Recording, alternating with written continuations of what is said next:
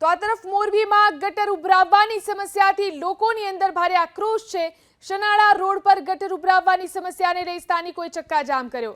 અનુપમ society પાસે ગટર ઉભરાવવાની સમસ્યાથી સ્થાનિકો પરેશાન થયા છે, જેથી આજે લોકો રસ્તા પર ઉતરી આવ્યા અને ચક્કાજામ કર્યો।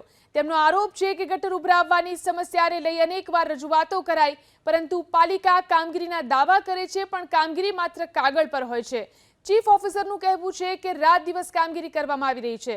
ટીમો રાત દિવસ કામ કરે છે અને અનુપમ સોસાયટીમાં પણ કામગીરી ચાલી રહી છે। અમારે જ્યાં સુધી આ નગરપાલિકા વાળા નહીં આવે ત્યાં સુધી અમે આ ટ્રાફિક હટાવવાના નથી આજે, કેમ કે આ ગટરની પરેશાનીથી અમે 6 મહિનાથી પરેશાન છીએ। તો હવે આ પાણીનું કંઈક કરો, નહીંતર અમે આ ટ્રાફિક આમ નામ રાખશું। કાનાભાઈને બોલાવો, આ સોસાયટીમાં પાણીનો નિકાલ કરો। અમારે છોકરાઓ નાના માંદા પડ્યા છોકરાઓ, આ વડીલો કે હાલી નથી શકતા। આ તમે પાણી જોવો એકવાર, આ ટ્રાફિકને જો સ્કૂટરમાં કોઈને ઈ સાઈડ જવામાં ઓલું ન હોય તો અમે હાલીને કેવી રીતે જાય, તમે તો વિચાર કરો। હાલ મોરબી નગરપાલિકામાં ભૂગર્ભના પ્રશ્નો જોવા મળી રહ્યા છે। અમારી ટીમો રાત દિવસ સતત કામગીરી ચાલુ છે।